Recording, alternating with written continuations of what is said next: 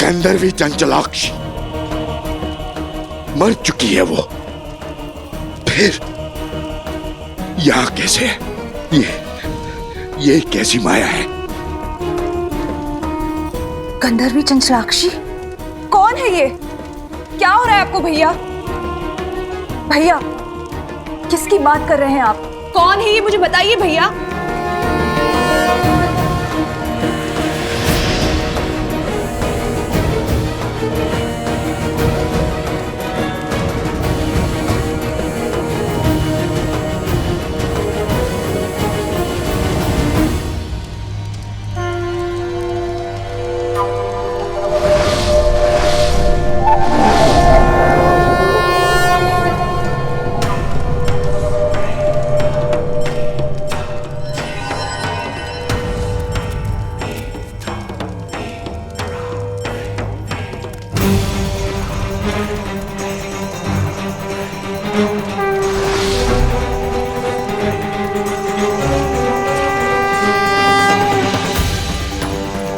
असंभव।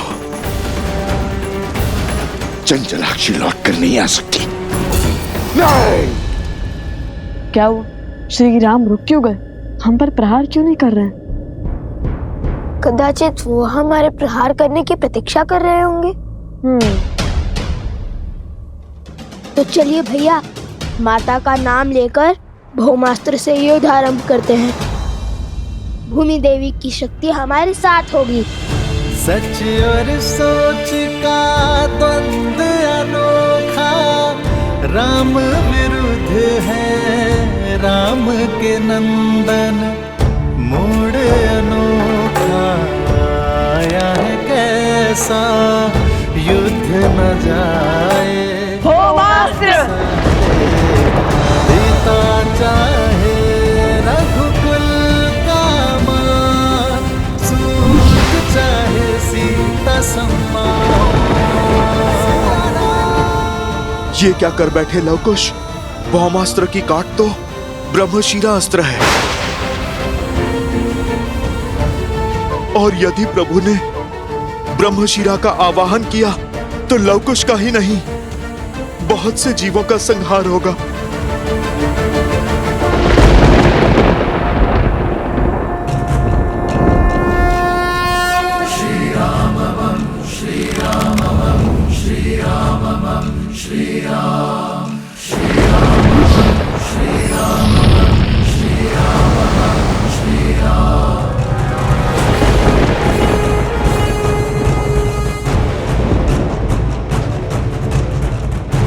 एक क्षण भैया, यदि श्री राम ने भौमास्त्र के विरुद्ध ब्रह्मशिरा अस्त्र का उपयोग किया तो हमारे पास उसका काट भी नहीं है। वो निर्णय उनका है।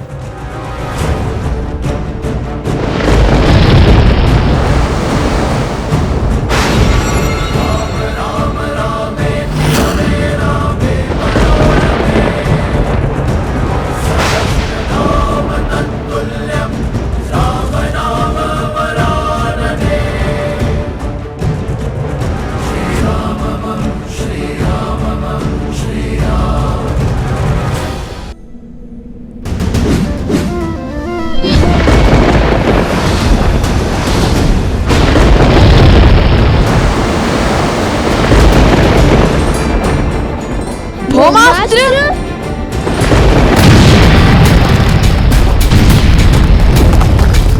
श्री रामचंद्र कृपालु भजु मन, हरण भव भय दारुण। महाराज के आगे अस्त्र की शक्ति नहीं, धर्म की शक्ति चलती है। अस्त्र चाहे कोई भी हो, महाराज के तप और त्याग के कारण हर अस्त्र की शक्ति 100 गुना बढ़ जाती है।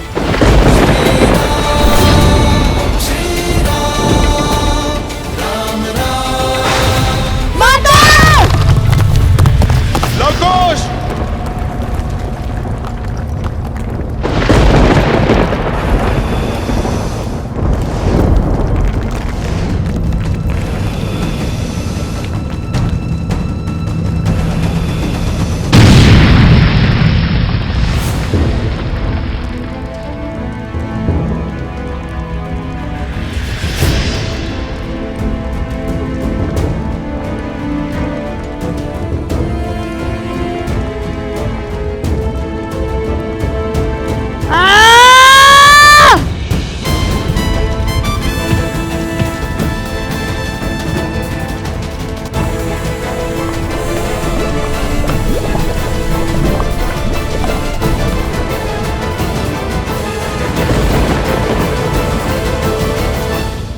प्रभु आप रुक जाइए, मत कीजिए ये अनर्थ।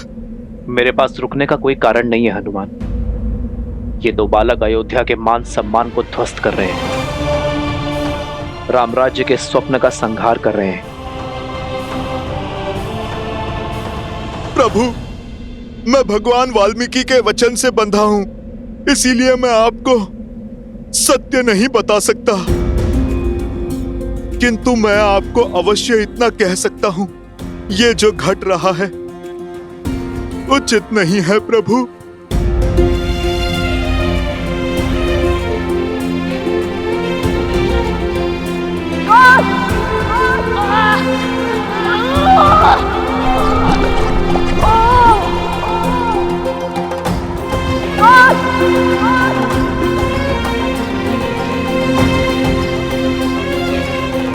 तुम ठीक कह रहे हो हनुमान, जो हो रहा है उचित नहीं हो रहा है, किंतु मैंने लवकुश को अनेकों अवसर दिए। मैं नहीं जानता भविष्य के गर्भ में क्या छुपा है। मैं नहीं जानता कि लवकुश के भाग्य में जीवन है या मृत्यु, किंतु ये इनके स्वयं के कर्म है, जिसका फल उन्हें भोगना ही होगा।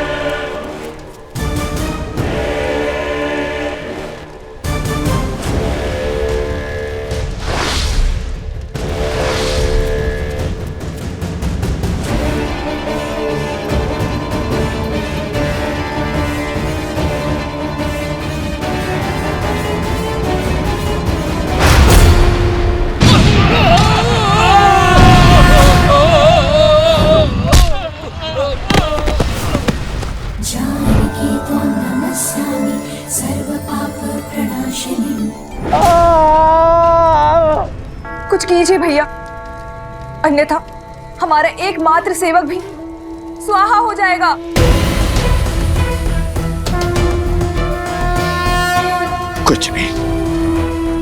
कुछ नहीं कर सकता मैं।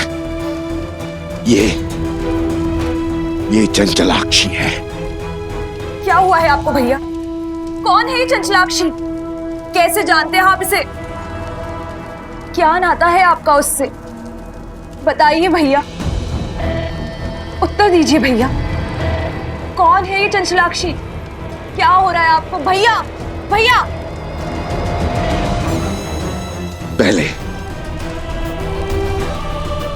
पहले बानासुर को बचाना होगा।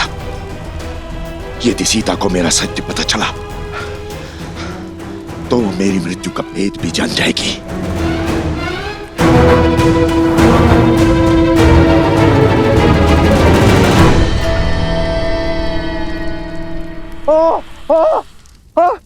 महाराज बचाइए, बचाइए महाराज। माता, माता!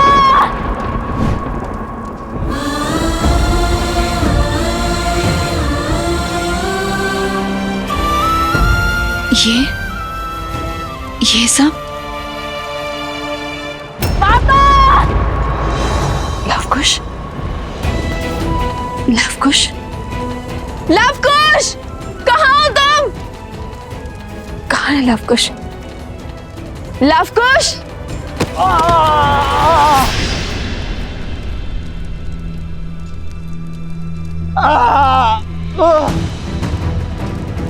ये अवश्य इन असुरों की कोई माया थी, मेरे मंत्र जाप में विघ्न डालकर भाग निकलने की इनकी युक्ति थी। ये मेरे पुत्रों का स्वर नहीं था।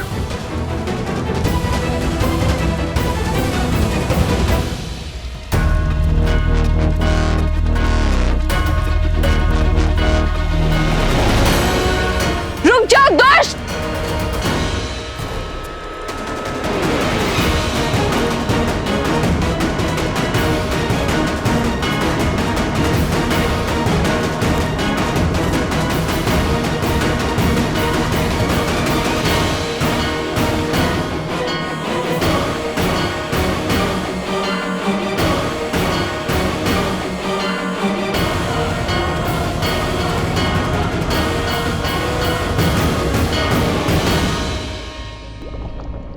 संभाल कर कुश, ये पत्थर तो खिसक रहे हैं। हमें इस पास से बाहर निकलने का कोई न कोई मार्ग ढूंढना होगा। हमें माता का नाम लेकर अपने जीवन को दांव पर लगाकर ना ये अंतिम बार करना होगा। जीवन को बचाने का प्रयास करना होगा। और यदि ये लावा हम पर गिरा या पत्थर निकले तो हमारी मृत्यु निश्चित है।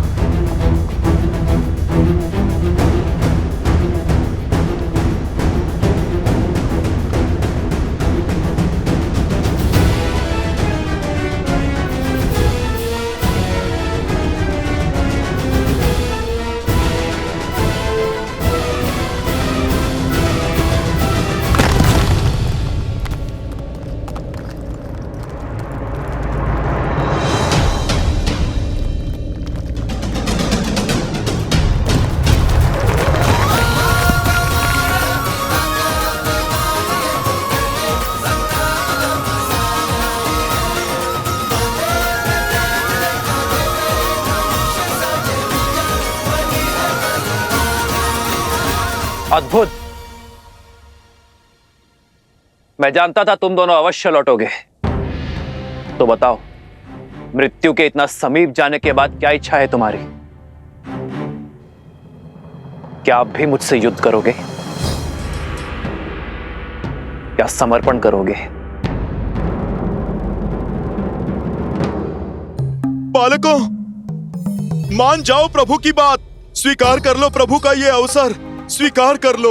जब श्री राम और राजा लक्ष्मण को अहिरावण उठाकर ले गया था, जब आपको कोई मार्ग नहीं सूझ रहा था, तब क्या आपने पीछे हटने का विचार किया था? जब मेघनाथ ने लक्ष्मण जी को घायल किया था, तब आपने पीछे हटने का सोचा था?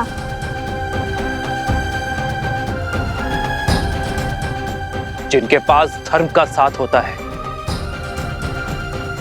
उन्हें पीछे हटने की कोई आवश्यकता नहीं होती। बालकों, आपको किसने कहा कि हमने अश्व रोककर धर्म किया है?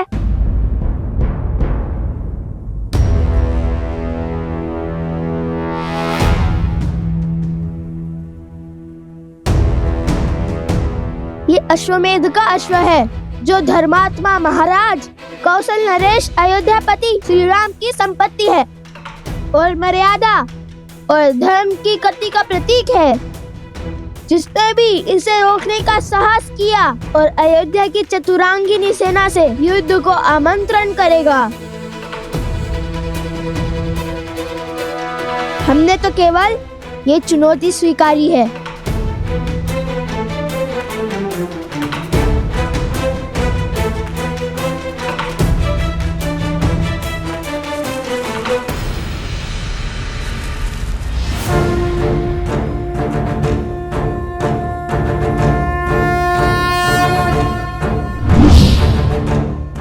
यदि चुनौती ली है तो उसे पूर्ण करने के लिए सच हो जाओ।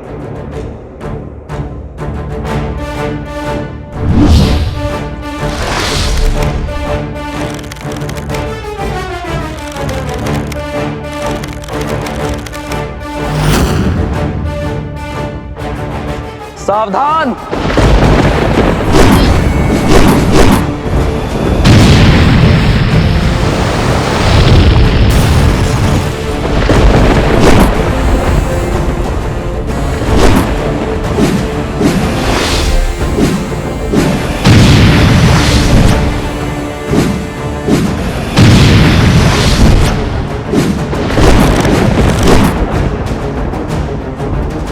भैया, हमारे बाण तो आधे मार्ग तक भी नहीं पहुंच पा रहे। प्रयास करते रहो कुश।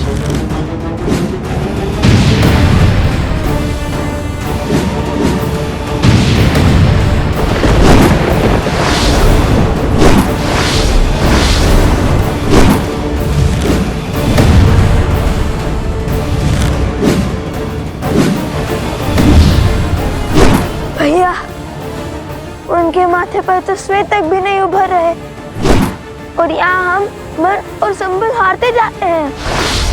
शब्द नहीं, हस्त चलाओ दुष्ट।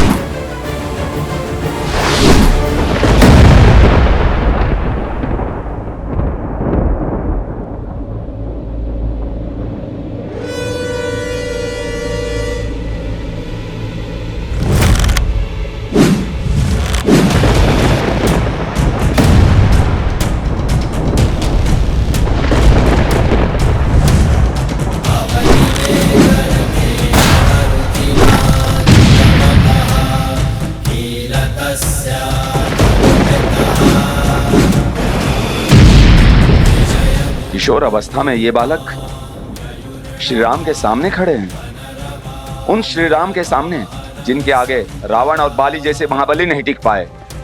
लगता है जैसे श्री राम के समक्ष साक्षात श्री राम खड़े हैं। ये विद्या के धनी अवश्य हैं, किंतु विद्या का उपयोग अधर्म के लिए कर रहे हैं।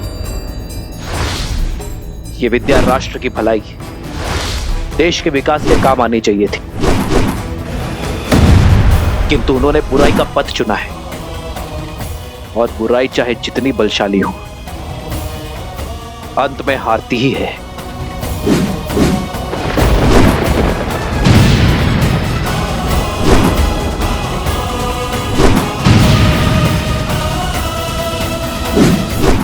यह युद्ध आज समाप्त होकर ही रहेगा। या तो ये बालक आज अपना हट त्यागेंगे या फिर प्राण। रघुकुल रीत सदा चली आई, प्राण जाए पर वचन न जाई।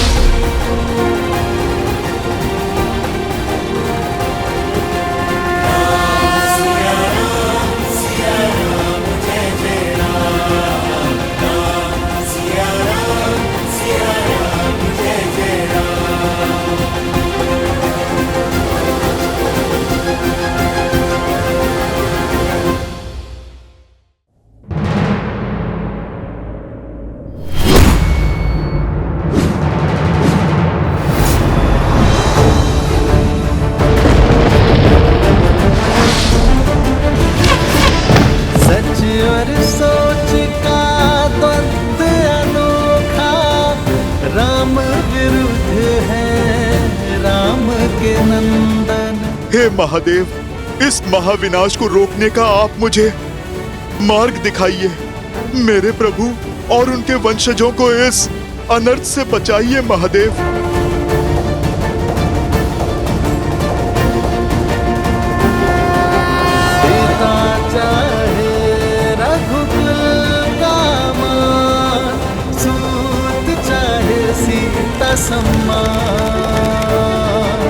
भावों का ये हद चित्र संग्राम, देव जगत क्या होगा परिणाम। श्री राम बम श्री राम बम श्री राम बम श्री राम, श्री राम बम श्री राम बम श्री राम बम श्री राम।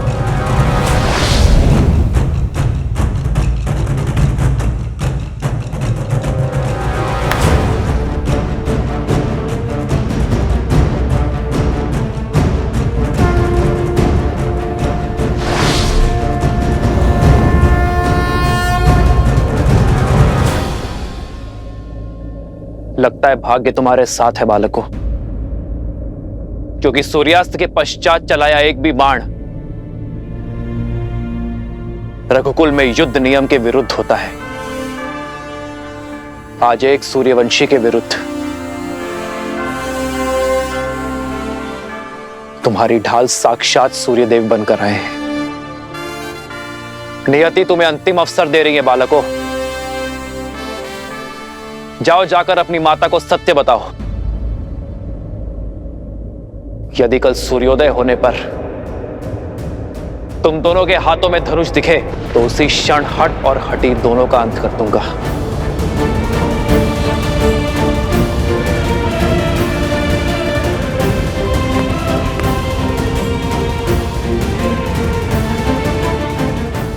कल भोर होते ही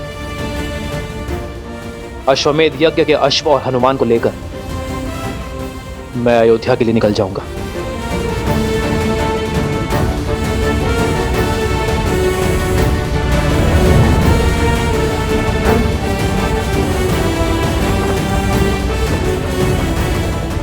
जाओ और जाकर हर भूल के लिए अपनी माता से क्षमा मांगो।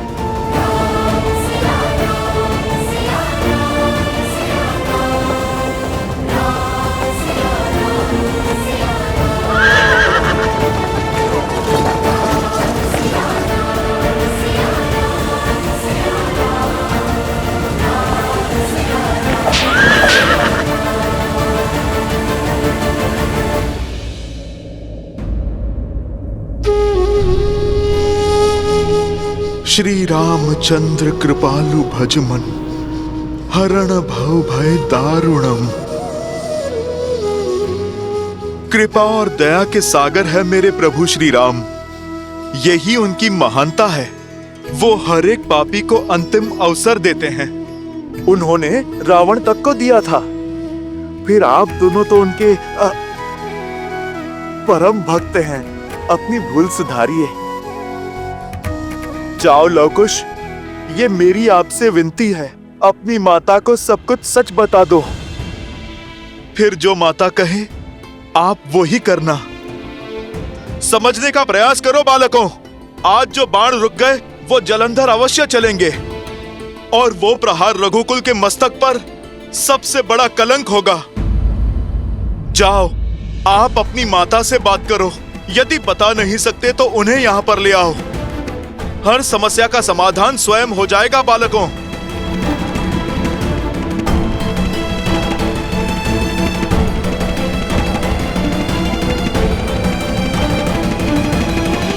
लवकुश की पुकार की माया से आपने बानासुर को बचा लिया, परंतु आप स्वयं किस माया में फंसे जा रहे हैं भैया?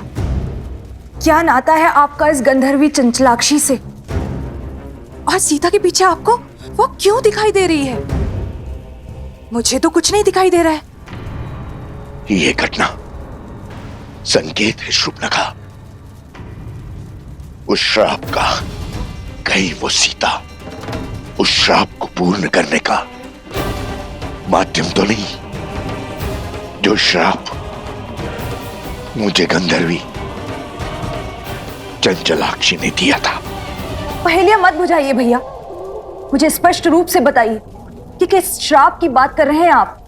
मैंने अनेक वर्षों तक ब्रह्मदेव का तप करके उनसे अजर अमर होने का वरदान प्राप्त किया था। ये आशीष पाया था कि मुझे केवल स्त्री ही मार सकती है। मैं समझ गया था कि इस वर में अवश्य कोई छल छुपा हुआ है। इसलिए मैंने एक और वरदान मांग लिया कि मेरे सहस्त्र शिशु में सहस्त्र गुना कूटनीति और चालाकी भरी होगी। उसके बाद मैंने कई राज्यों पर अपना आधिपत्य स्थापित किया, परंतु मैं दशानंद रावण की तरह दिग्विजय नहीं बनना चाहता था। मुझे बहुत अधिक की नहीं, केवल थोड़े की ही अभिलाषा थी। तो मैंने अपने अधीन में कुछ ही राज्य किए।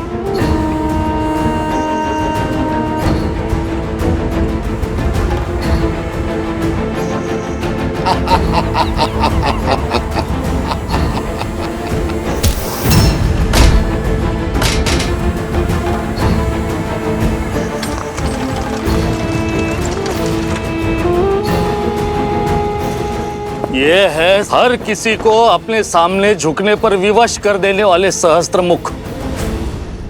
मैं अपना राज्य इन्हें सौंपता हूं। आज से यहाँ की हर वस्तु हमारी है। जाओ, हर रत्न, हर आभूषण, हर मूल्यवान वस्तु ले आओ हमारे समक्ष।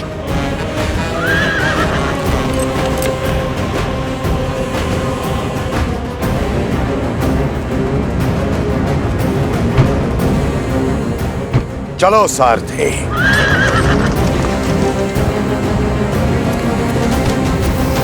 छोड़ो मुझे, छोड़ दीजिए, क्या कर रहे हैं? छोड़ दीजिए।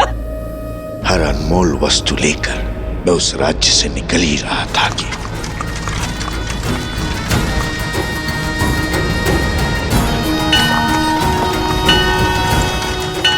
रुको सारथी।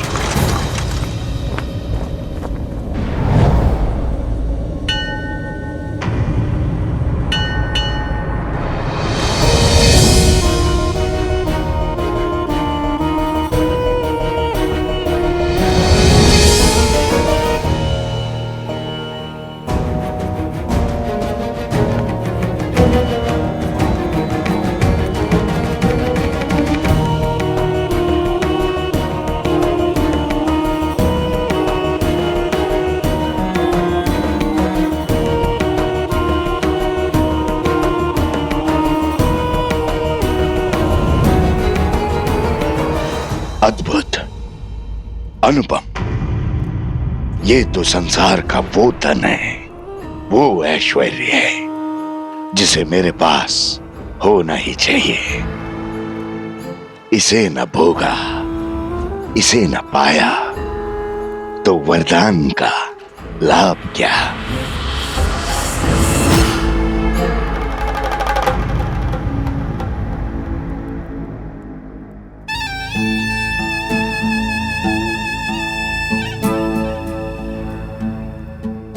तप के लिए बहुत अनुचित स्थान चुना है सुंदरी।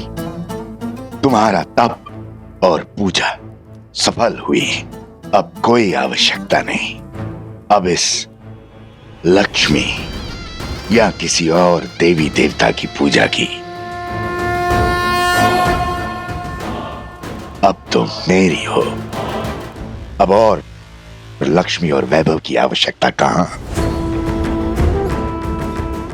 तुम्हें संसार का हर सुख दूंगा मैं, हर मनोकामना पूर्ण करूंगा।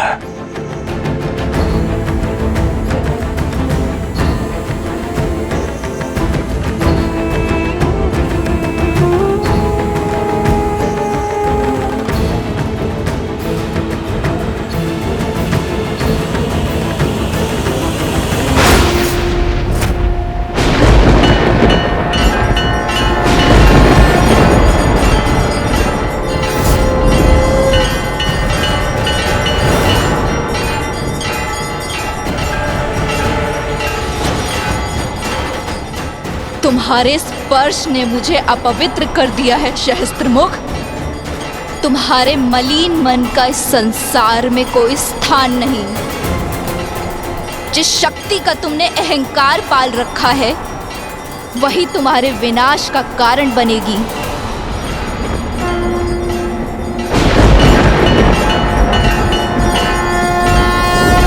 विनाश और मेरा? ब्रह्मा का वरदान प्राप्त है मुझे। कौन मारेगा मुझे?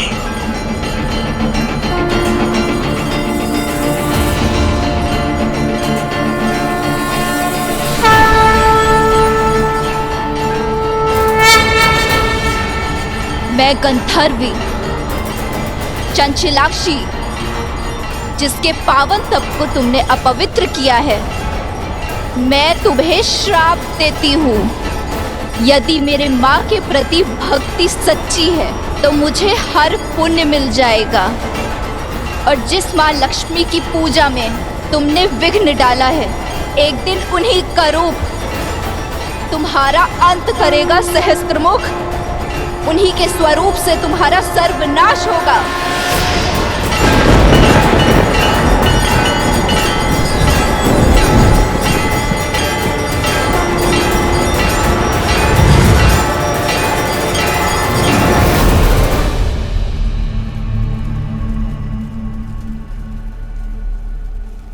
ये वही है जिसके बारे में चंचलाक्षी ने कहा था, मेरा अंत है ये।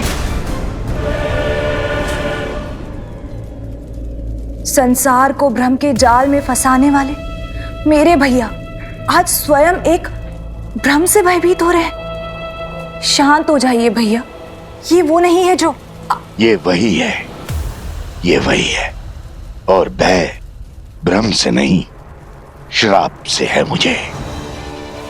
उसने कहा था कि लक्ष्मी धरती पे जन्म लेगी और फिर वो लक्ष्मी में समा गई थी। कहीं संसार का संदेह सत्य तो नहीं? कहीं सीता लक्ष्मी का रूप तो नहीं?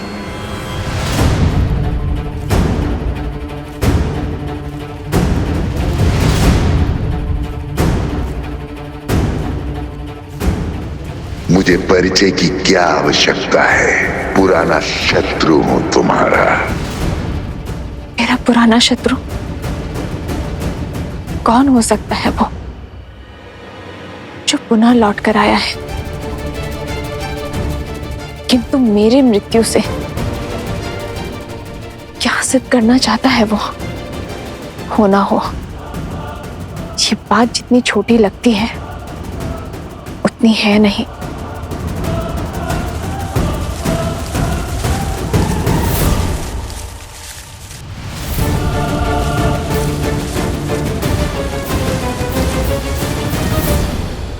रावण के कानों में भी यही बात पड़ी थी ना।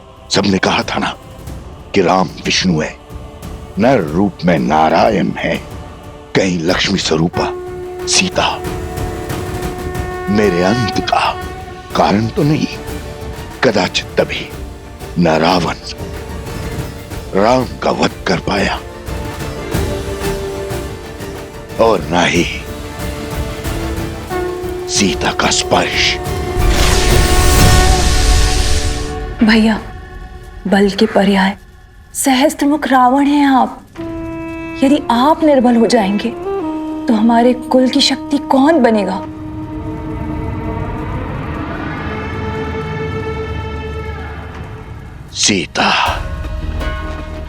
सीता के कारण पूरा राक्षस कुल समाप्त हो गया। सर्वशक्तिशाली दशानंद रावण मृत्यु को प्राप्त हो गया। मैं प्रहार की कोई परीक्षा नहीं दूंगा। मैं लक्ष्मी के समक्ष नहीं जाऊंगा। नारायण, श्री लक्ष्मी, विष्णु, ये सब ढोंग है भैया। अरे जीवन भर वन में भटकने वाले देवता नहीं अभागे होते हैं। अभागे।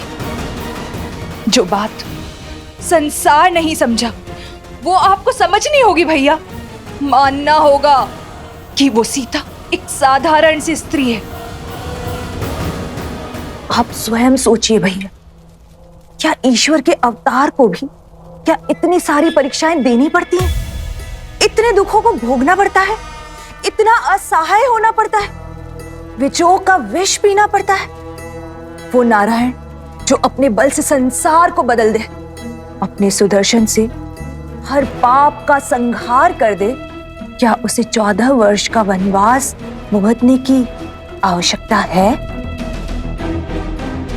राजपाट, सुख शांति, वैकुंठ छोड़कर दर दर भटकने की आवश्यकता है भैया?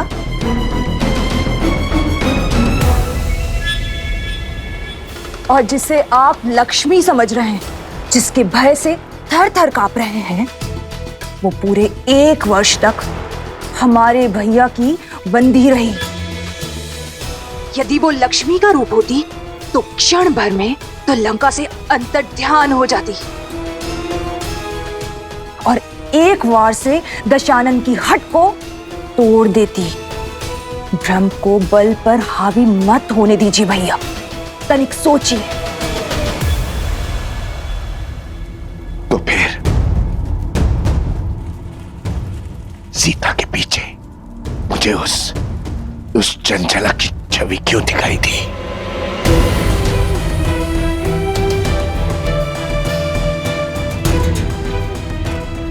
जब मन में संदेह होता है तो भूतकाल आंखों के सामने स्वरूप लेता है। ये सब विचारों का खेल है भैया, और कुछ भी नहीं। इस अनर्थ का अर्थ खोजना बंद कीजिए भैया, और प्रहार का नाद आरंभ कीजिए भैया।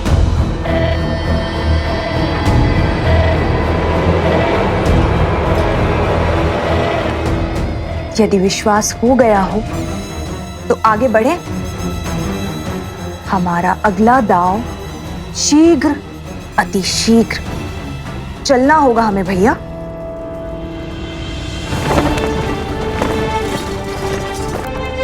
श्री राम,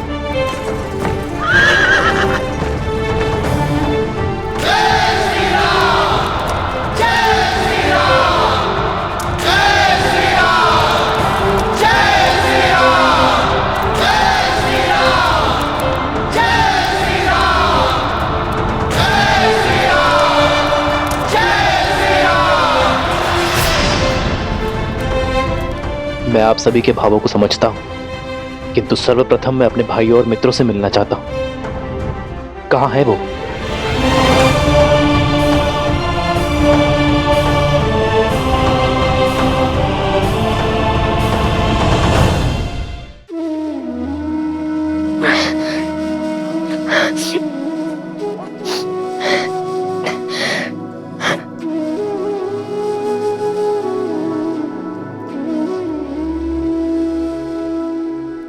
यदि कल सूर्योदय होने पर तुम दोनों के हाथों में धनुष दिखे तो उसी क्षण हट और हटी दोनों का अंत कर दूंगा।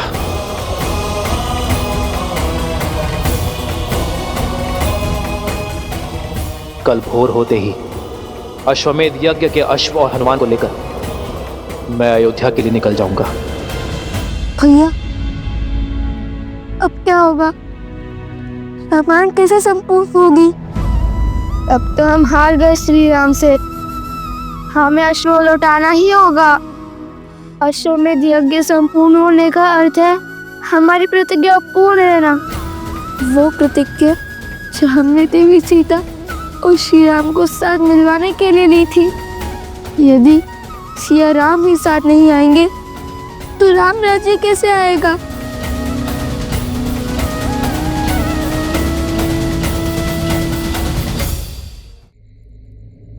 नए कुश, युद्ध अभिशेष है और हार जीत का निर्णय भी। आज जो भी हुआ वो अकल्पनीय है, इतिहास का भाग बन चुका। हमने श्री राम का सामना किया, उनकी शक्ति और उनकी आभा को ललकारा। कि जानते हुए भी हम पीछे नहीं हटे कि हमारे समक्ष रावण का संहार करने वाले श्री राम खड़े हैं। तुम ही बताओ, ऐसे शूरवीर कैसे हार सकते हैं? हमने आधा युद्ध जीत लिया है कुश।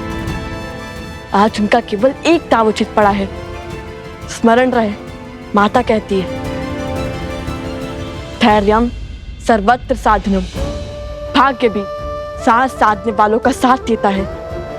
कल हम पुनः श्री राम के समक्ष जाकर उनका सामना करेंगे।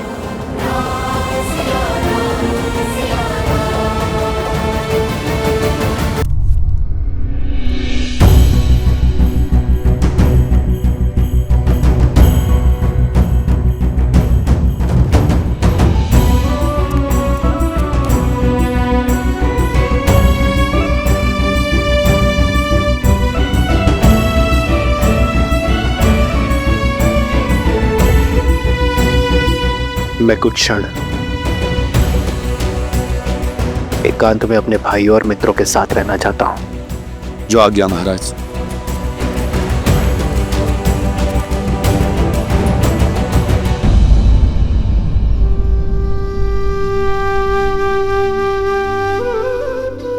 लक्ष्मण, लक्ष्मण उठो। स्मरण रहे लक्ष्मण कि उन बालकों को कोई हानि नहीं होनी चाहिए। बालकों को हानि पहुंचाकर अयोध्या की सेना केवल लज्जित ही होगी। जो आज्ञा भैया। मेरे कथन का मान रखने के लिए तुमने अपने प्राण संकट में डाल दिए लक्ष्मण। उनका रक्त ना बहे, इसलिए अपनी सुध खो बैठे।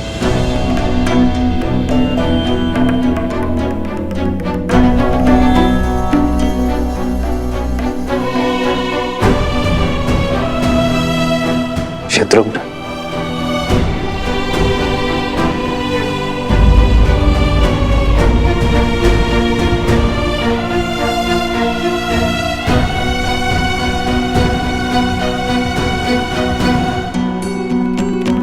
जय श्री राम।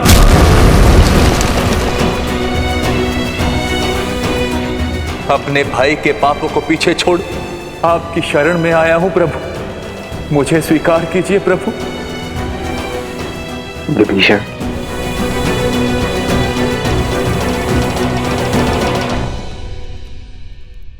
मैं महाराज दशरथ का पुत्र ये प्रण लेता हूं कि अपने मित्र सुग्रीव को उसका राज, उसकी पत्नी और उसका सम्मान अवश्य लौटाऊंगा।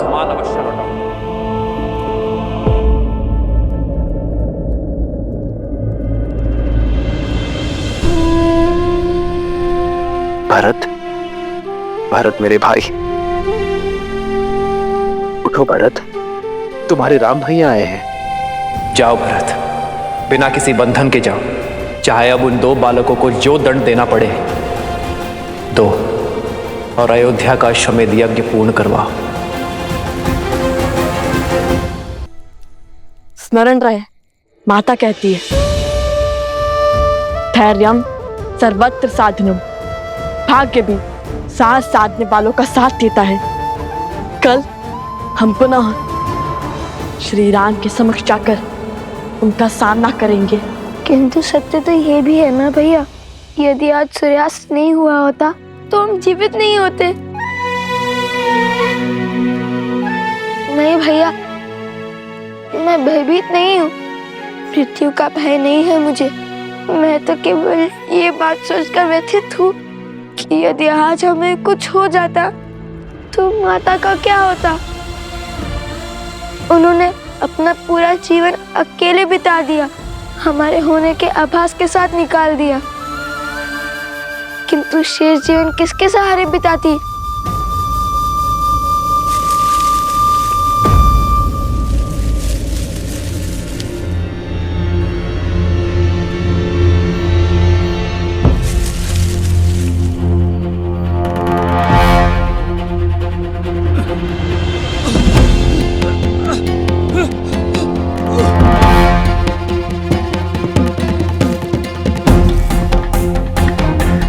ऋषिवर,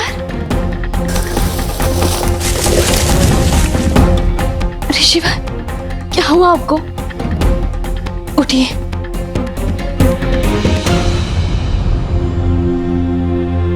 हे देवी, सहायता कीजिए। कुछ असुरों ने हमारे आश्रम में घुसकर हमारे सभी साधु संतों को बंधक बना लिया है, और जब मैं भागने लगा तो मुझ पर प्रहार कर दिया और इस दिशा में भेज दिया। किसी वन देवी को यह संदेश देने को कहा। वो कह रहे थे कि वन देवी उन्हें ढूंढ रही हैं और वो वहीं हमारे आश्रम में वन देवी की प्रतीक्षा करें। मुझसे और नहीं चला जा रहा था, शरीर घायल हो गया था, शरीर से रक्त बह रहा था, मैं यहीं झाड़ियों में गिर गया। हे देवी, आप ये संदेश उस वन देवी तक पहुंचा दीजिए। आप हमारे आश्रम को बचा लीजिए। आपने उचित व्यक्ति से ही सहायता मांगी है ऋषिवर। मैं ही हूं वन देवी और मैं ही उन असुरों को ढूंढ रही हूं। आपके आश्रम और आश्रम वासियों को मैं बचाऊंगी। आप यहीं रुकिए, तब तक मैं उन दुष्टों को दंड देकर आती हूं। अपने भाइयों को कष्ट में देखकर मेरा मन पीड़ा से भर जाता है। उठो भरत, भरत, तुम्हारे राम भैया आए हैं। भरत उठो। भरत! लक्ष्मण, लक्ष्मण तुम तो उठो। लक्ष्मण! शत्रुघ्न, मित्र, मित्र उठो। विभीषण, देखिए ना, मैं आ गया हूं। आप सब मेरे आदेश का निरादर क्यों कर रहे हैं?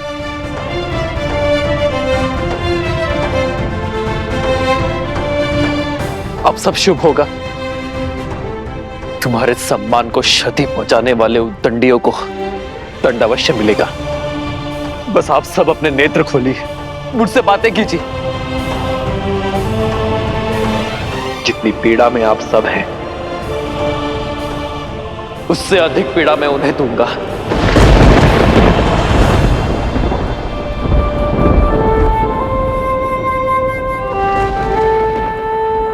महाराज के स्वर में इतनी पीड़ा, चलकर देखना चाहिए।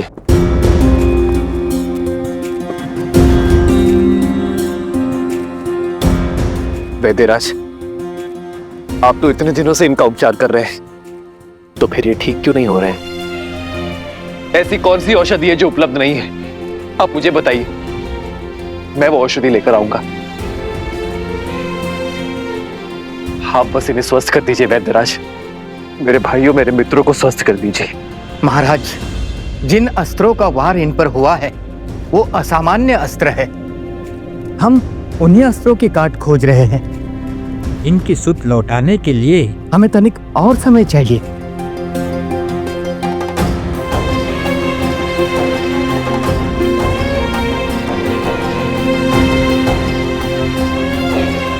लक्ष्मण, लक्ष्मण, लक्ष्मण, लक्ष्मण!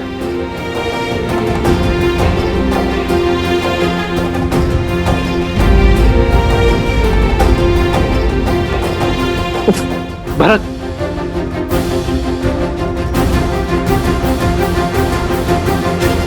वैद्यराज, भरत को देखिए।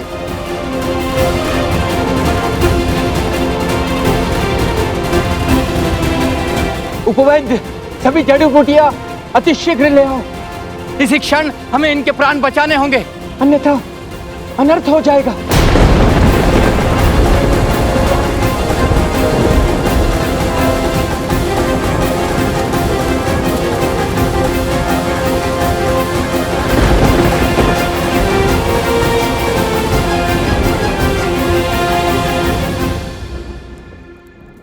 हम माता के पास जाकर उन्हें सब सत्य बता देंगे। ये हमारे जीवन के अंतिम क्षण भी हो सकते हैं। कल सूर्योदय के साथ कुछ भी घट सकता है। ऐसे में माता को हर बात बताकर आगे बढ़ना उचित होगा। अपने पुत्रों का निर्णय जानना माता का अधिकार है। हाँ भैया, हम माता को अपना निर्णय ही नहीं, अपने मन की हर मंशा के बारे में बताना चाहिए। हम क्या कर रहे हैं, क्यों कर रहे हैं, हमारा उद्देश्य क्या है, उन्हें सब पता चलना चाहिए।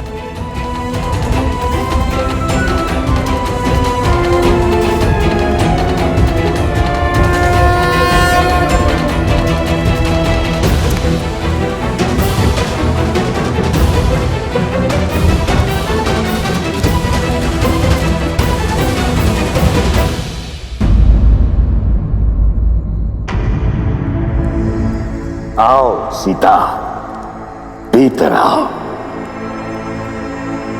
वनदेवी, मुझे परिचय की क्या आवश्यकता है? पुराना शत्रु हूं तुम्हारा। ये स्वर, ये कंपन,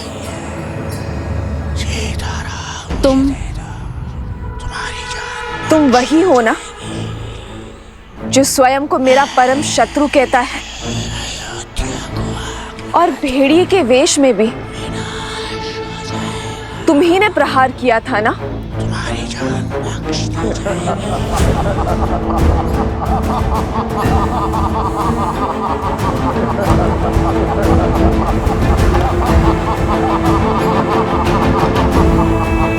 अद्भुत सौंदर्य के साथ साथ चतुर भी हो।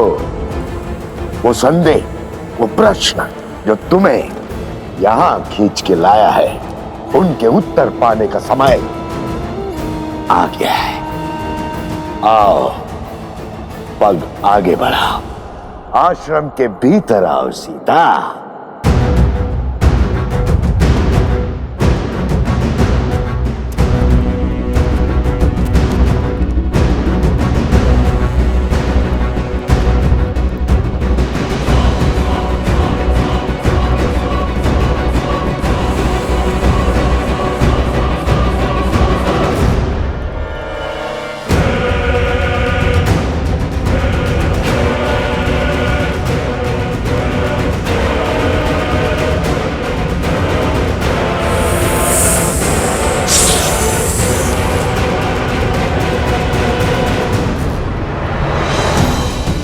माता, माता, माता, माता।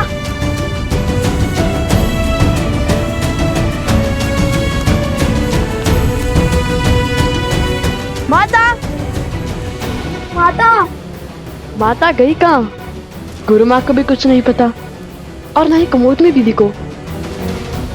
ऐसे बिना किसी को बताए माता का चले जाना स्वाभाविक तो नहीं है। माता, आप वहाँ हैं क्या? भैया, आप माता को वहाँ देखिए, मैं यहाँ देखता हूँ।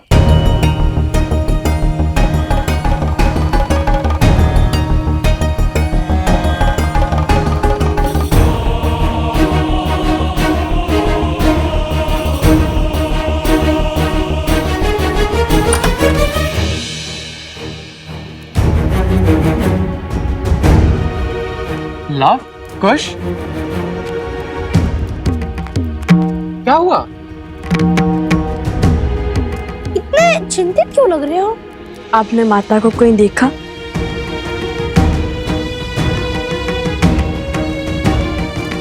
वन देवी का तो संदेह से कुछ पता ही नहीं है।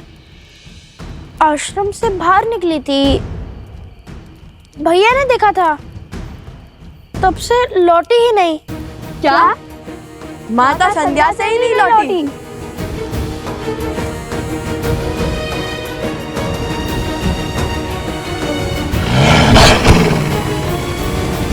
अपने द्वंद में हम इतने व्यस्त हो गए कि माता की विपत्ति से विमुख ही हो गए। नहीं भैया, हमारे होते हुए हमारी माता पर विपत्ति आ जाए तो हमारे जीवन का क्या अर्थ, हमारे श्वासों का क्या लाभ? चलिए चलकर माता को खोजते हैं। रुको, वन देवी का आदेश है कि कोई भी आश्रम से बाहर नहीं जाएगा। हमें उनके लौटने की प्रतीक्षा करनी होगी। माता का आदेश और माता की रक्षा में से यदि हमें कुछ भी चयन करना पड़े, भले ही माता का आदेश भंग करने का पाप क्यों ना लगे, हम उनकी रक्षा करना चुनेंगे। माता के प्राण संकट में है और आप उनके पुत्र से प्रतीक्षा की परीक्षा ले रहे हैं। बताइए, कब तक करेंगे प्रतीक्षा? किसी अनिष्ट की सूचना आने तक या माता को खो देने तक? नहीं, लव कुश कायर नहीं। हम जा रहे हैं अपने माता को खोजने।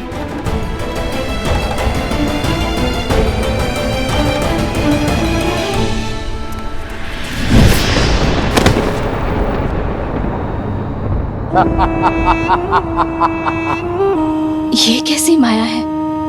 मेरी तनिक सी माया को नहीं पहचान पा रही हो सीता, तो मुझे क्या पहचानोगी?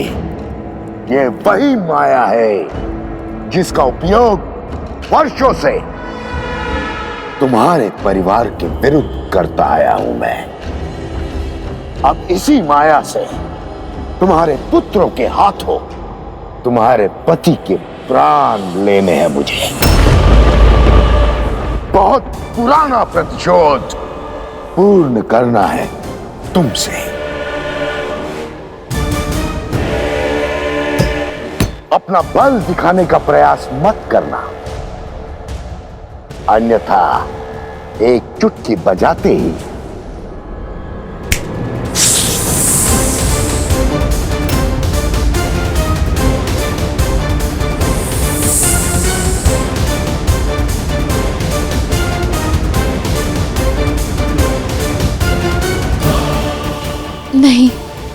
ब्राह्मण हत्या महापाप है। मत करो ये ब्रह्म हत्या।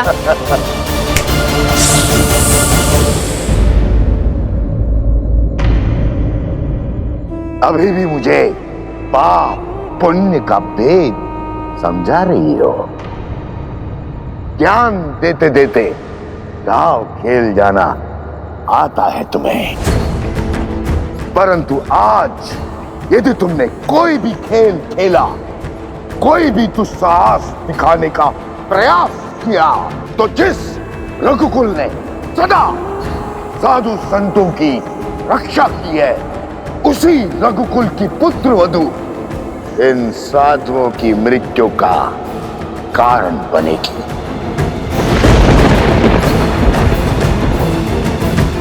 इनके वध की साधन बनेगी और साक्षी भी।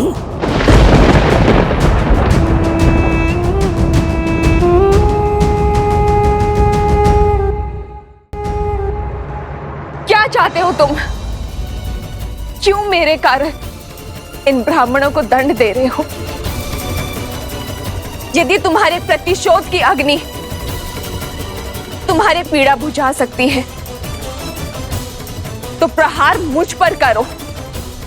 यदि तुम बहुत बड़े मायावी हो, तो मेरे सामने आओ, या फिर एक स्त्री के सम्मुख आने से भयभीत हो तुम। यदि तुम मेरा परिचय जानते हो, मेरा सत्य जानते हो, तो तुम ये भी जानते होगे कि तुम्हारे जैसे एक असुर ने एक स्त्री की सुचिता को तार तार करने का प्रयास किया था, जिसका अंत इतना भयावह हुआ था कि 10 दिशाओं के राजा के परिणाम की गाथा से 10 दिशाएं कांपने लगी थी। स्मरण रहे, पाप केवल तब तक संभल पाता है जब तक पुण्य शीश नहीं उठाता। धर्म की शक्ति के आगे अधर्म को नतमस्तक होना ही पड़ता है, जैसे श्री राम के आगे रावण को अपने घुटने टेकने ही पड़े थे।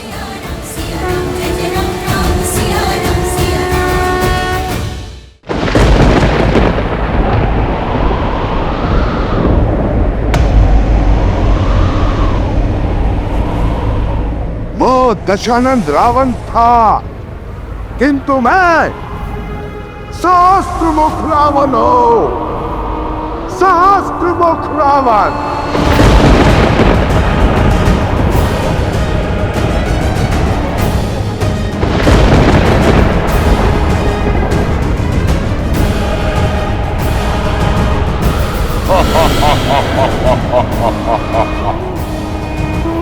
जिसकी हार का विस्तार से ज्ञान दे रही हो, उसी लंकापति दशानंद रावण का बड़ा भाई हूं मैं। सहस्त्रमुख रावण।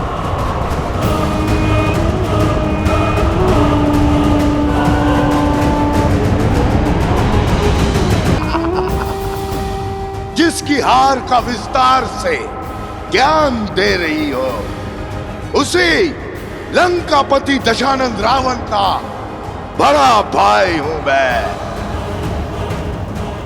सहस्त्रमुख रावण। रावण की हार बल नहीं, छल थी। यदि विभीषण ने विश्वासघात न किया होता, तो तुम्हारा पति राम रावण के सामने टिक नहीं पाता। रावण को छलकर धर्म नहीं, अधर्म किया है तुम्हारे पति राम ने।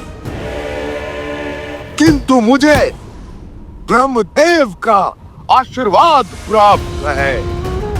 देखते हैं तुम मेरी काट कैसे खोज पाती हो, सीता।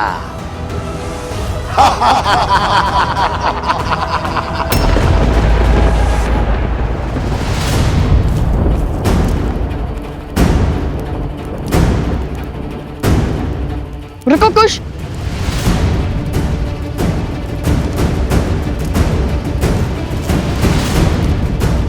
ये तो माता का वल्य है ना? अरे हाँ, ये तो माता का है। लगता है माता अवश्य ही किसी संकट में है। मैं इस ओर जाता हूँ। और मैं इस माँ को छानता हूँ।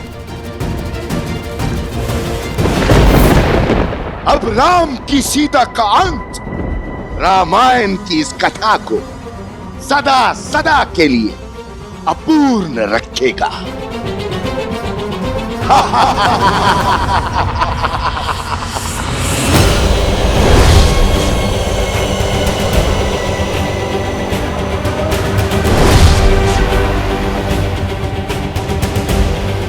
तुम्हारी मृत्यु रामायण को कभी संपूर्ण नहीं होने देगी। तुम्हारी मृत्यु सिया राम को कभी एक नहीं होने देगी। संसार सदैव तुम्हारे विचार और त्याग से अनभिज्ञ रहेगा। तुम्हारी मृत्यु राम राज्य की कल्पना का अंत होगी। तुम्हारी मृत्यु के पश्चात ना ही रघुवंशी राम बचेगा, ना ही रघुकुल का वंश, और ना ही राम सीता के विचार। कुछ शेष बचेगा तो मेरा फैलाया लोक अपवाद, मेरी आसुरी सोच।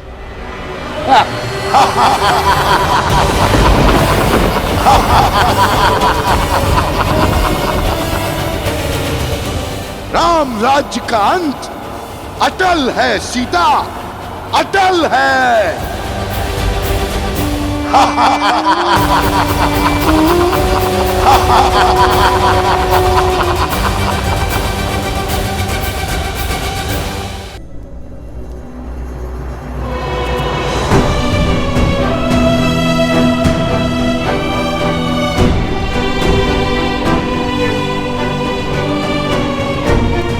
वैद्यराज, वैद्यराज कुछ बताइए ना, इन सबको हो क्या रहा है?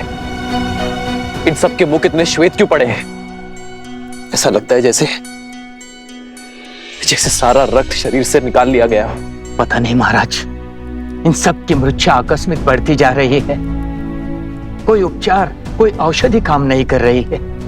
समय हाथ से निकल रहा है महाराज।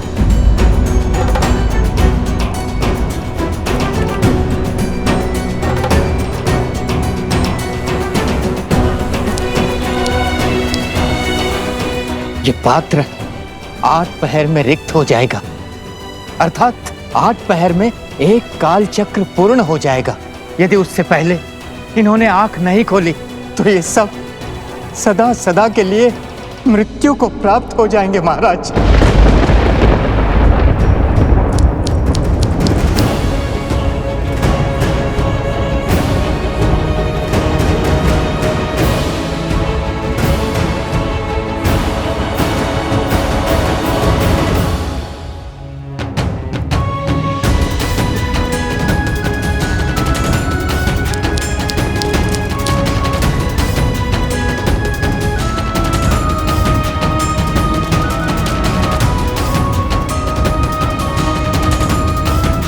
कोई तो औषधि, कोई तो उपाय होगा, कोई तो काट होगी इस मूर्छा के दंश की। होगी महाराज, काट होगी, उपचार होगा, औषधि भी होगी, किंतु हमारे पास नहीं है। इस समय हमारे कुछ समझ नहीं आ रहा है महाराज। हमारी किसी प्रकार की उपचार पद्धति कार्य नहीं कर रही है महाराज। हम विवश हैं, हमें क्षमा कीजिए महाराज।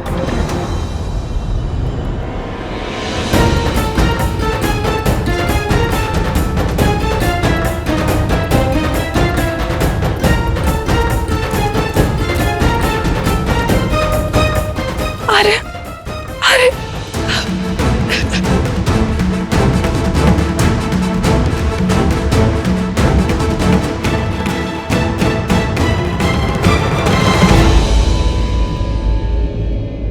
क्षमा प्रार्थी है ये राम, जिनके होते हुए ये सब। क्षमा कैसी महाराज, ये तो हमारा सौभाग्य है कि हमारे पति अयोध्या और आपकी सेवा करते करते वीर गति को प्राप्त हो जाएंगे। अपनी सीमाओं की, अपने मान सम्मान की रक्षा करना ही तो धर्म की परिभाषा है। और यदि कल को कुछ अनर्थ हो गया तो कम से कम इस बात की संतुष्टि तो रहेगी कि अयोध्या के माथे कोई कलंक नहीं होगा, रघुवंश सदा सूर्य की भांति चमकेगा।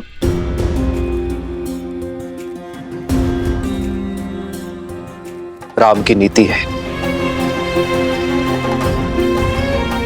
जो राम का हुआ राम उसका हुआ। यदि कल तक मैं अपने भाइयों और अपने मित्रों के प्राण नहीं बचा पाया तो मैं आपको वचन देता हूं कि कल मैं भी जीवित ही लौटूंगा।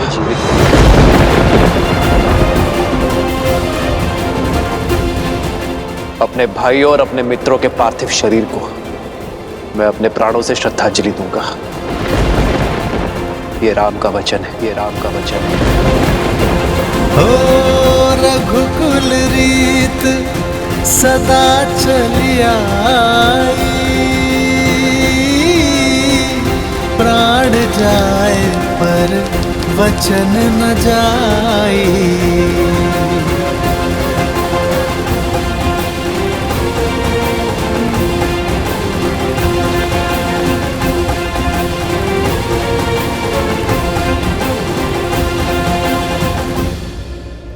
मुझे तुम्हारे साथ की शक्ति की आवश्यकता है सीते।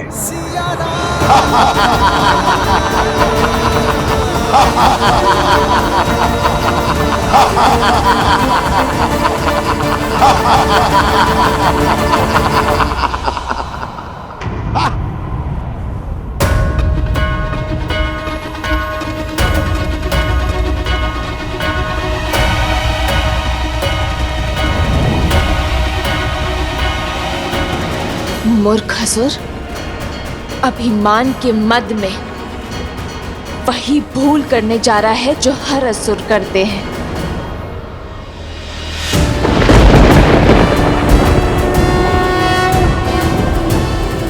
अपने भाई की मृत्यु के बाद भी ये बात नहीं समझे तुम? अपनी शक्तियों के चलते तुम उस संतुलन को बिगाड़ने का कार्य कर रहे हो जो इस संसार का आधार है। अपनी शक्तियों में इतनी दृष्टिहीन हो गए हो तुम कि स्वयं को त्रिलोक के स्वामी समझ बैठे हो। तुमने इस सत्य को बताकर मेरे सामने आकर बहुत बड़ी भूल कर दी है सहस्त्रमुख। क्या चंचलाक्षी को भूल गए हो सहस्त्रमुख?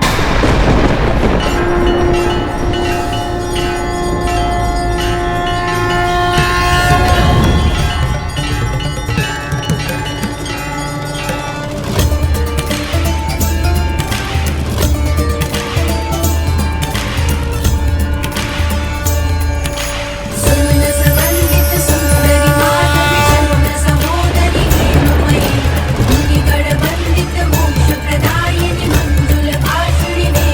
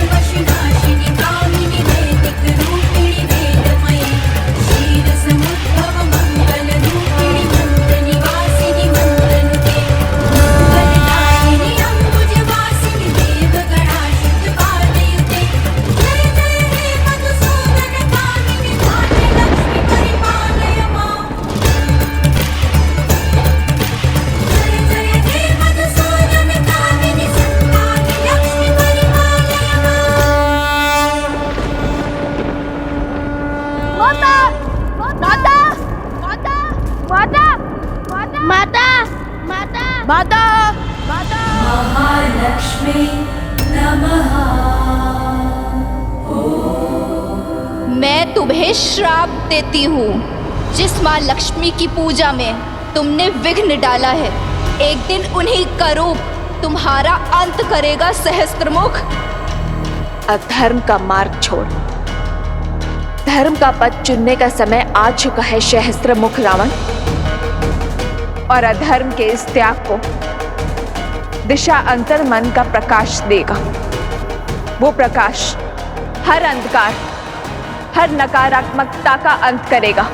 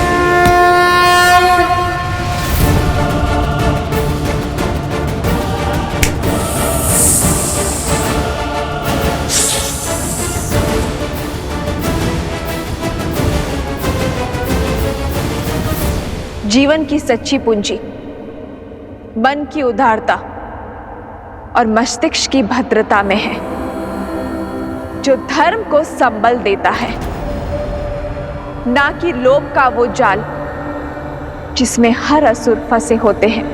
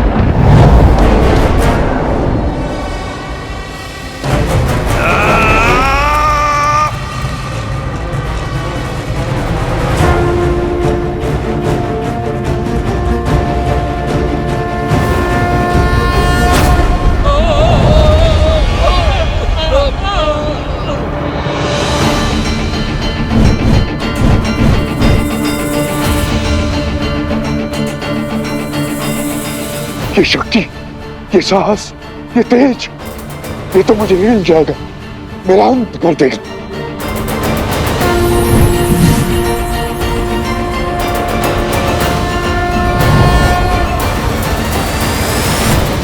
मैं चाहूं तो इसी क्षण तुम्हारे पापों का अंत कर सकती हूं, तुम्हारा वध कर सकती हूं। इस संसार, इस सृष्टि और इस ब्रह्मांड से तुम्हारा हर चिन्ह मिटा सकती हूं, किंतु अभी वो समय नहीं आया है। तो अपने इस जीवन दान का उपयोग अपने पापों के प्रायश्चित में उपयोग करो, क्योंकि यदि इस क्षण के बाद हम दोबारा मिले तो वो तुम्हारे जीवन का अंतिम क्षण होगा। कालो ही कारण धर्मस्य कालो जय पराजय, काल सर्वस्य हेतु सदा संयम पालयेत।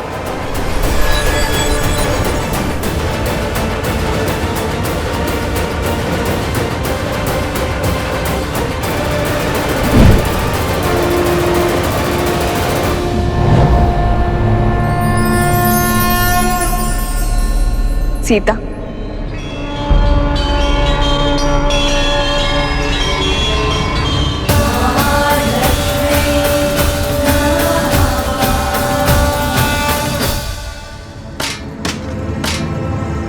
मैं हार गया।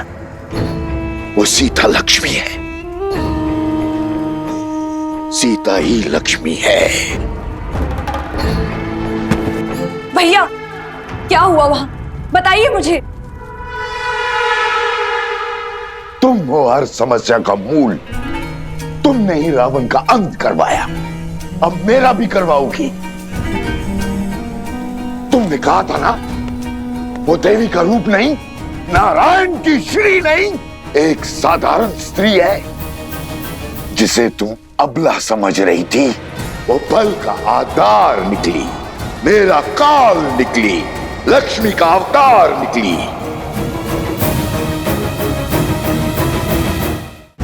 कुछ तो अनिष्ट खतरा है, कुछ तो है जो उचित नहीं हो रहा है। मुझे बहुत चिंता हो रही है। शीघ्र चलो कोश, मेरा मन बहुत घबरा रहा है। माता कोई संकट में ना हो। हाँ, मैं ही तुम हो सीता, और तुम मैं, अर्थात लक्ष्मी, नियति को चलाने वाली नारायण की श्री। किंतु तुम्हारे मानव रूप को ये भान नहीं है, और ये निर्णय भी हमारा था। किंतु तुम्हारी समस्याओं का समाधान निकालने के लिए मुझे तुम्हारे भीतर से आना ही पड़ा। तुम्हारा ये जानना अति आवश्यक था कि इन सभी षड्यंत्रों के पीछे कौन है। यदि हमने ये नियति चुनी है तो अवश्य ही इसके पीछे कोई बहुत बड़ा उद्देश्य होगा। अवश्य। देवी,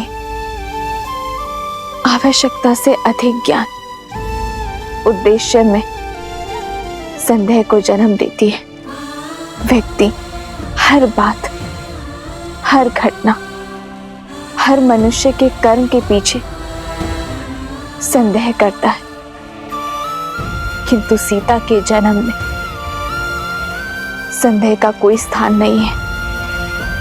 इसलिए कृपा करके आप मेरी स्मृति से इस ज्ञान का हर अंश मिटा दीजिए। तथास्तु।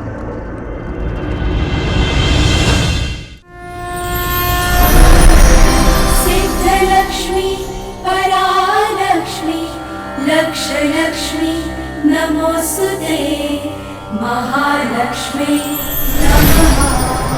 माता, माता, माता, माता, माता, माता,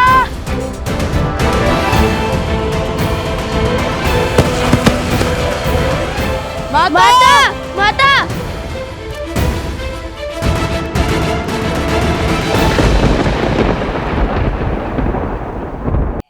माता, आंखें खोलिए माता, माता, आंखें खोलिए माता, माता।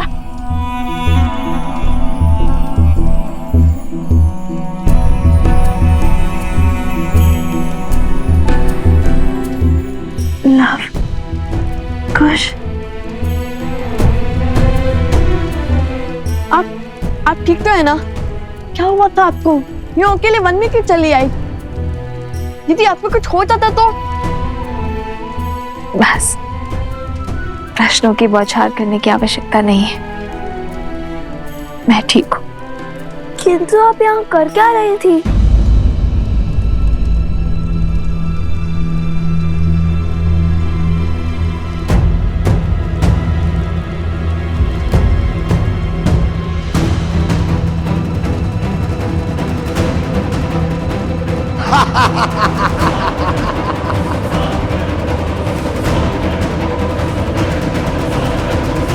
मैं यहाँ कैसे? कुछ समझ नहीं आ रहा। मैंने उन असुरों का सामना किया था और फिर सब धुंधलाने लगा और अंधकार में विलीन हो गया। माता, आप हमें आश्रम में रहने का निर्देश देकर के लिए वन में क्यों चली आई? जानती है कितनी चिंता हो रही थी हमें आपकी। आप सब चिंता छोड़ो और चलो यहाँ से। नियति के हर फेर में कोई ना कोई भलाई अवश्य छुपी होती है और हमें सदा अंधकार के इस संसार में भलाई की लौ खोजनी चाहिए। अर्थात कई बार हमारे जीवन में ऐसी समस्याएं घटती हैं जिसका हल ढूंढना असंभव सा प्रतीत होता है, किंतु वो समस्या तब तक बड़ी लगती है जब तक उसका सही समाधान ना मिल जाए। किंतु समस्या का समाधान उसके आधार में मिलता है, बीते हुए कल से जुड़ा होता है, उसकी नींव में समाया होता है। और आज मुझे उन असुरी शक्तियों के आधार का ज्ञान प्राप्त हो चुका है। कैसी शक्तियां, कैसा आधार माता? उचित समय आने पर सब बता दूंगी। चलो यहां से शीघ्र ही चलते हैं।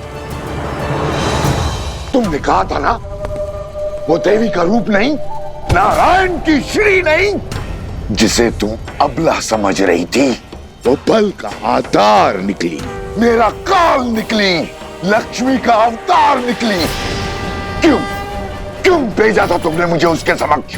क्यों? तो मृत्यु का भय हो रहा है, जिस सीता के कारण मैंने अपना पुत्र, अपना भाई, अपने भतीजे, या तक कि संपूर्ण कुल को खो दिया, अपने सम्मान की आहुति दे दी। यदि उस सीता को मिटाने के लिए मुझे अपना अंत करना पड़ा तो मैं उसके लिए सज्ज हूं। क्रोध उचित है, किंतु अत्यधिक आत्मविश्वास उचित नहीं। जो भूल दशानंद रावण ने की, वो सहस्त्रमुख रावण नहीं करेगा। तुम्हारी बातों में आकर मैंने सीधा अपनी मृत्यु को ललकार लिया। इसका अर्थ है कि मेरे पास अधिक समय शेष नहीं है। कहीं वो श्राप सत्य न सिद्ध हो जाए। भैया, यदि आपकी मृत्यु समक्ष है, यदि समय कम है, तो हमें क्षण क्षण का सदुपयोग करना होगा। और विजय का वो क्षण आज की रात्रि है। आज की रात्रि? एक रात्रि में भला क्या हो जाएगा? आपके पास कोई योजना है? शीघ्र ही लवकुश अपनी माता को सब सत्य बता देंगे। और यदि सीता को राम और अश्वमेध युद्ध के बारे में पता चल गया ना, तो अभी तक के हमारे सारे प्रयास, सारी योजनाएं मिट्टी में मिल जाएंगी भैया।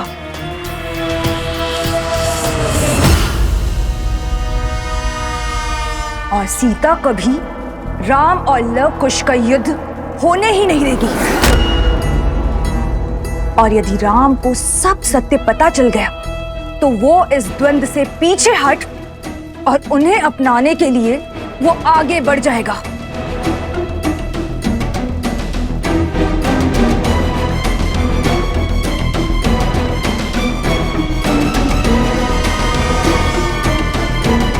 अभी केवल एक दांव हारे हैं, पूरा युद्ध नहीं भैया। अभी भी अवसर शेष है हमारे पास भैया। जो दांव चलने हैं वो आज रात्रि ही चलने होंगे, क्योंकि कल का सूर्य ये शूर्पणखा रघुकुल के अंत के आरंभ के साथ ही देखना चाहती है।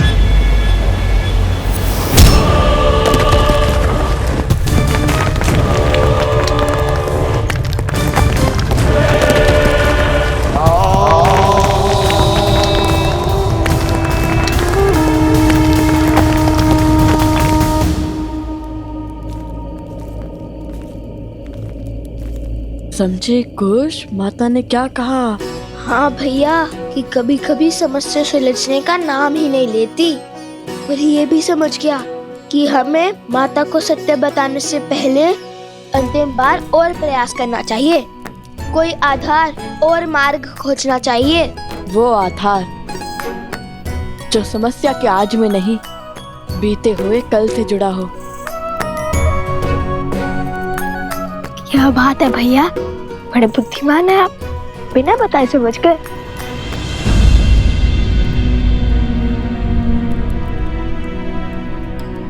क्या हुआ लवकुश, तुम दोनों रुक क्यों गए? माता, ये क्या कर रहे हो? अब समझा कि माता को प्रथम गुरु क्यों कहा जाता है। आपने केवल अपनी ही नहीं, हमारी समस्या का भी हल निकाल दिया। तुम्हारी समस्या क्या है? रामायण को संपूर्ण करने की समस्या माते। और कैसे निकालोगे इस समस्या का हल? कैसे करोगे रामायण को पूर्ण? वो तो हम भी नहीं जानते, किंतु इतना अवश्य पता चल गया है कि हमें समस्या का आधार खोजना होगा। वो हम अवश्य खोज के रहेंगे।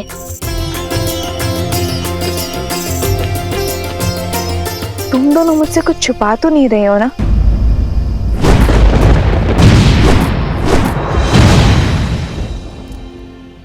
क्या किया है तुम दोनों ने?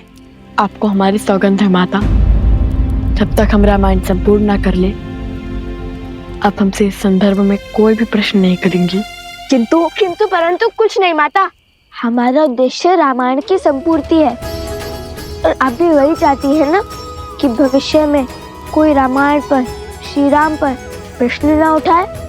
तो बस हमें अपना कर्म करने दीजिए, कुछ मत पूछिए। विचित बड़ा है नियति का पारायण, राम के सुत चले करन पूरी रामायण।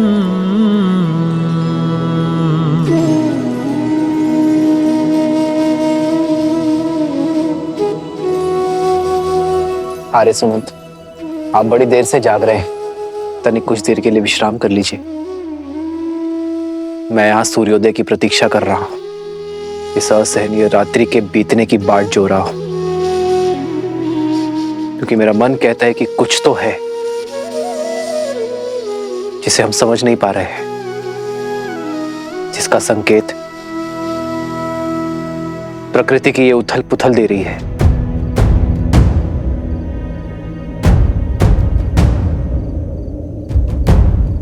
उन बालकों ने कहा कि उनकी माता वन देवी है। राज अनुज लक्ष्मण का कहना था कि उन्हें इन घटनाओं के पीछे किसी आसुरी शक्ति या मायावी का हाथ लगता है। आपको लगता है कि वो बालक हार मान जाएंगे? कहीं किसी माया का प्रयोग? कोई माया तो अवश्य है आर्य सुमंत, किंतु मेरा लक्ष्य मेरे भाइयों और मित्रों के प्राण बचाना है। और यदि उन दुस्साहसी बालकों को मुझे दंड भी देना पड़े तो उसके लिए भी मैं सज्ज हूं। रघुकुल रीत सदा चलिया,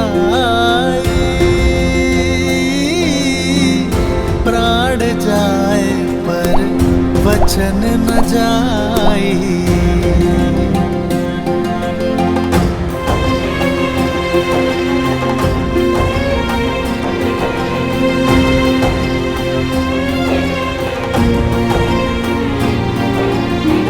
यदि समस्या है तो समस्या का समाधान भी अवश्य होगा। यदि विष है तो उस विष की काट भी अवश्य होगी। और इसलिए उनके वर्तमान को नहीं, अतीत को खंगालना होगा।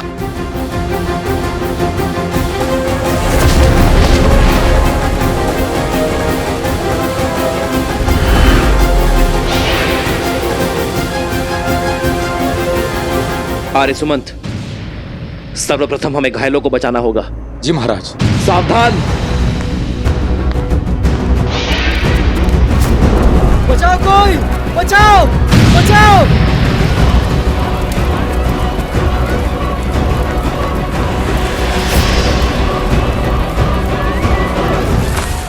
सैनिकों शीघ्र करो! आप लोग शीघ्र बाहर जाइए। मित्र, आर्य सुमंत,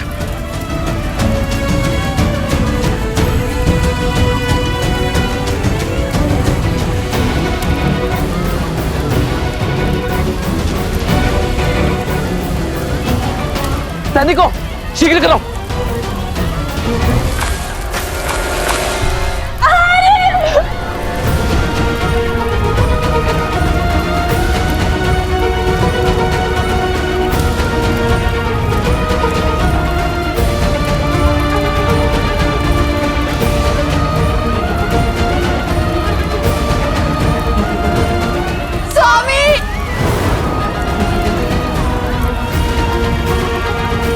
वैद्यराज,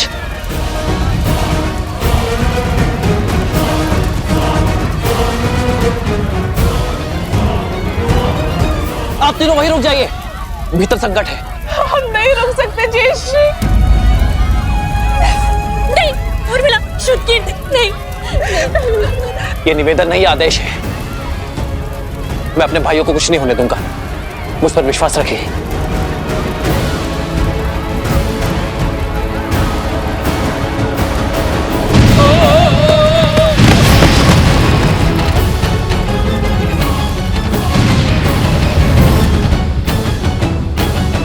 आज छल से विजय प्राप्त करेंगे हम, और वो राम इन प्रहारों को लवकुश का विश्वासघात समझेगा।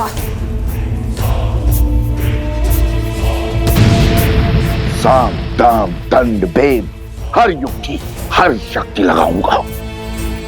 आज की रात्रि मेरी हर असुरी शक्ति का केवल एक ही कार्य होगा, राम के मूर्छित भाइयों को मृत्यु तक पहुंचाना। एक बार राम के भाई मृत्यु को प्राप्त हुए, फिर राम के क्रोध को कोई नहीं बांध पाएगा। उसकी क्रोधाग्नि में रघुकुल स्वाहा हो जाएगा।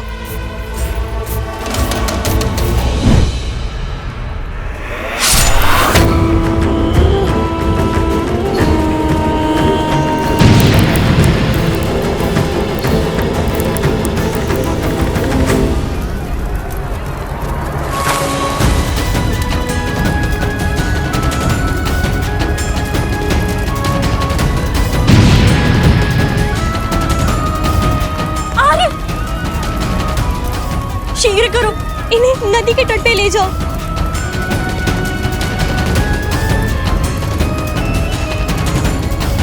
स्वामी!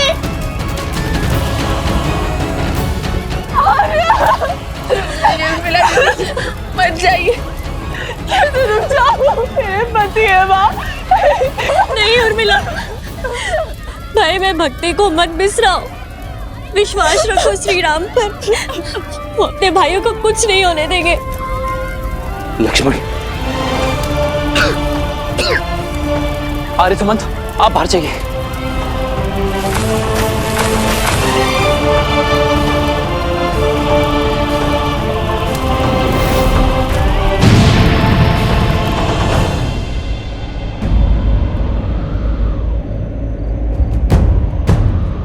प्रभु, मेरे प्रभु पर संकट।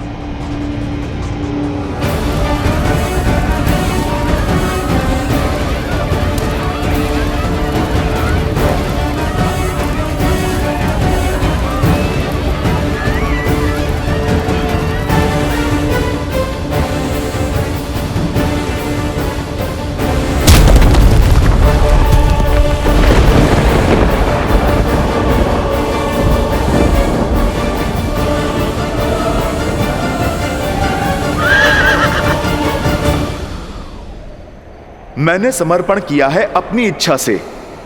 आप अपने सेवक पर विश्वास रखकर निश्चिंत होकर जाइए माता की रक्षा के लिए। इस अश्व की रक्षा मैं करूंगा। प्रभु, ये कैसा घोर संकट आन पड़ा है। इस घड़ी में मुझे आपके पास आपके साथ होना चाहिए था, और मैं यहाँ आपके पुत्रों के वचन के पाश में बंधा हूं।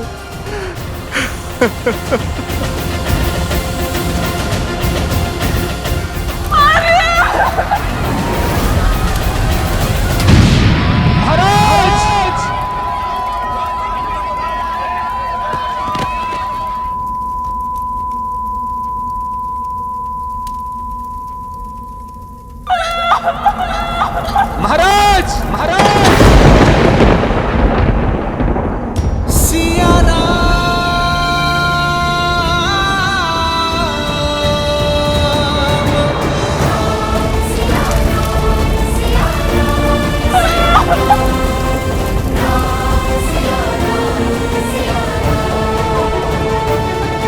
क्या हुआ माता? सब ठीक तो है ना?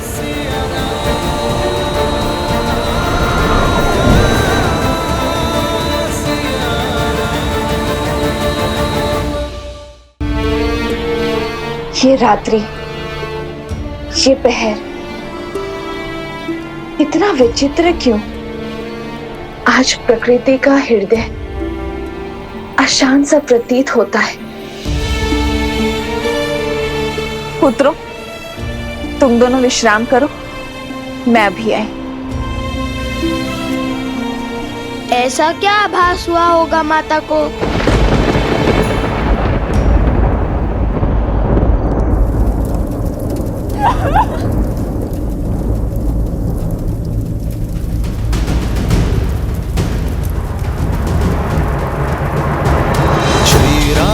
चंद्र कृपालु भजु मन हरण भव भय दारुणम नव कंज लोचन कंज मुख कर कंज पद कंजारुणम पट पीत मानहु तड़ित रुचि सुचि नौमि जनक सुवरम श्री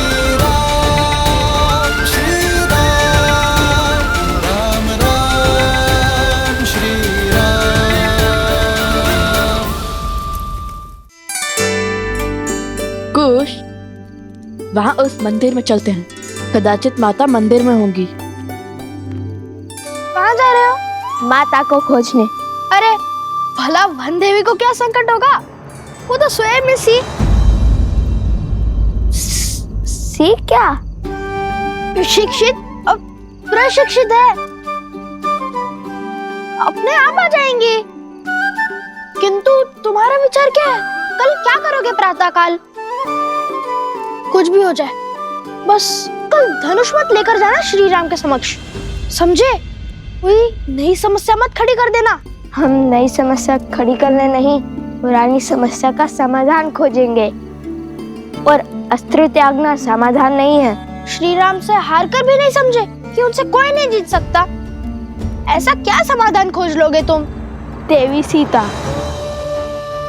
हाँ, वही तो है श्री राम से जुड़ी हर समस्या का समाधान, उनके अतीत से जुड़ी एक कड़ी। और जैसा कि माता ने कहा है, हमें अंतिम प्रयास करना होगा देवी सीता को खोजने का।